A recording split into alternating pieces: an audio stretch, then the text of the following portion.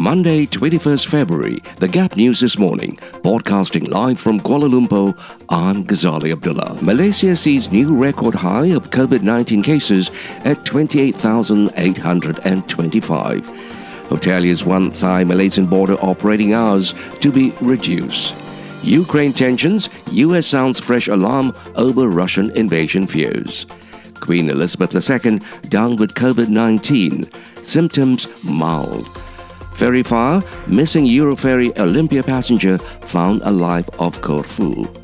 Transport for London likely to face bankruptcy, Guardian says. Smashing Malaysia, thump Indonesia 3-0 to become Asian champs. And China celebrates record Winter Olympics haul and beating the United States. And now the news in full. COVID-19 cases continue to soar, with the country seeing its highest number of infections yet, with 28,825 recorded Saturday, eclipsing the previous high of 27,831 on Wednesday. Saturday's infections took the cumulative cases to 3,194,848. Despite the high caseload, only 0.33% or 95 cases have reported severe symptoms and are categorized under categories 3, 4 and 5. A total of 9 deaths were also reported in the past day, including 4 brought in dead. Additionally, the country recorded 18,514 recoveries yesterday. Health Director General Tan Sri Dr. Noor Hisham Abdullah said at present, 238 individuals are currently admitted to the intensive care unit, of which 97 are confirmed positive, and the remaining are suspected of infection. Of this, 130 required breathing support, he said in a statement.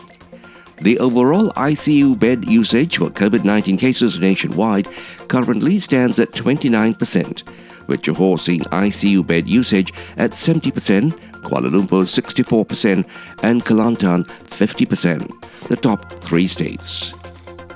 The Kedah and Perlis chapters of the Malaysian Association of Hotels, MAH, would welcome the reopening of the Thai-Malaysian border, but express its preference for border opening hours to be reduced.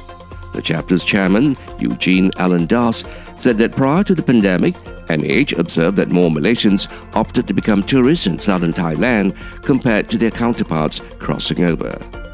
Das said that the border operating hours should be limited to just 10 hours instead of the present 18, as the tourism industry needs time to bounce back following 2 years of shutdown. Das said that the allure of Thailand is simply because there are a host of attractions, which Malaysia is incapable of offering or competing in terms of costs. The U.S. Secretary of State has said the extension of Russian military drills in Belarus has made him more worried about an imminent invasion of Ukraine. Antony Blinken said Moscow's decision to keep about 30,000 troops in Belarus next to Ukraine amid raised tension in eastern Ukraine suggests this. His warning came as unidentified U.S. intelligence sources said Russian commanders have been ordered to invade. But Ukraine said talk of an imminent Russian invasion was inappropriate. Its defense minister Alexei Reznikov said an attack tomorrow or the day after tomorrow was unlikely as no Russian strike groups had yet formed near the border. Russia has denied its plans to invade its neighbor. A Belarusian statement blamed the deterioration of the situation in eastern Ukraine as one reason for extending the drills in Belarus that were due to end on Sunday. Explosions have been continuing in Ukraine's eastern Donbas region this weekend, amid increased clashes between the Ukrainian government forces and Russian-backed rebels. Queen Elizabeth II has tested positive for COVID-19, according to Buckingham Palace, but will continue to carry out light duties at Windsor Castle. The 95-year-old monarch is experiencing mild cold-like symptoms, but expects to continue light duties at Windsor over the coming week. One of the passengers missing aboard a ferry that caught fire near Greece on Friday has been found alive, authorities say. The man was spotted on the stern of the ship and made contact with rescuers, a shipping official said. Greek television footage showed a man climbing down a stepladder from the ferry onto a tugboat. 11 people remain missing, while more than 270 were rescued and taken to the island of Corfu. The Italian flag Euroferry Olympia caught fire en route to the Italian port of Brindisi. The cause of the blaze is still being investigated, and the captain and 2 engineers were briefly detained to testify before being released. London's Transport Authority might declare bankruptcy within days if the government fails to provide financial support, The Guardian reported, citing a spokesperson for the company. The UK government bolstered Transport for London (TfL) with a series of short-term funding deals, but the latest ran out on Friday. Negotiations on Saturday to extend the deal involving London Mayor Sadiq Khan failed to yield an extension, the newspaper reported. Without a clear indication of government backing, TfL won't be able to fulfill its legal requirement to declare it can balance its budget, according to the spokesperson. The number of people using TfL services remains far below pre-pandemic levels, the newspaper reported. And now for some sports news. A tenacious Malaysian men's badminton team stamped its superiority on the region by winning the Badminton Asia Team Championships after thumping Indonesia 3-0.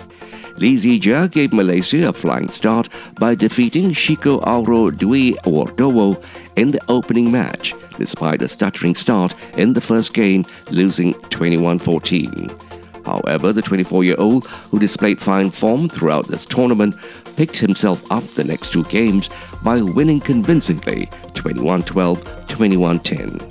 The jubilant fans were in store for another fascinating win when the nation's top doubles pair, Aaron Chia Soy Wei Yik, defeated Leo Rolly Condando and Daniel Martin 17-21, 21-13, 21-18 to give Malaysia a commanding lead. In the second singles, Ng Si Yong showed confidence from the start, despite knowing the team and the nation were eagerly expecting him to back the winning point against 22-year-old Iksan Brumbe. He did not disappoint the crowd, leading all the way to win the first game 21-14.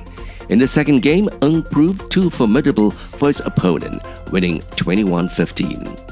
China celebrated a record medal haul as the Beijing Winter Olympics concluded yesterday, narrowly beating out chief geopolitical rival the United States to rank 3rd in the medal count. Traditionally much stronger in the Summer Games, China earned an unprecedented 9 gold medals during its home-hosted winter edition after the state plowed resources into training. By afternoon, at least 4 trending hashtags related to China's best haul had received almost 200 million views on the Twitter-like platform Weibo. To end the bulletin, here are the headlines again. Malaysia sees new record high of COVID-19 cases at 28,825. Hoteliers want Thai-Malaysian border operating hours to be reduced. Ukraine tensions, US sounds fresh alarm over Russian invasion fears. Queen Elizabeth II down with COVID-19, symptoms mild. Ferry fire, missing Euroferry Olympia passenger found alive off Corfu. Transport for London likely to face bankruptcy, Guardian says. Smashing Malaysia, thump Indonesia 3-0 to become Asian champs. China celebrates a record Winter Olympics haul and beating the United States. This has been the Gap News this morning, Monday, 21st February, with reports from Free Malaysia Today, The Vibes and the BBC World Service. The Gap News is also available on the internet news portal Melaka Hari Ini. Podcasting live from Kuala Lumpur, I'm Ghazali Abdullah.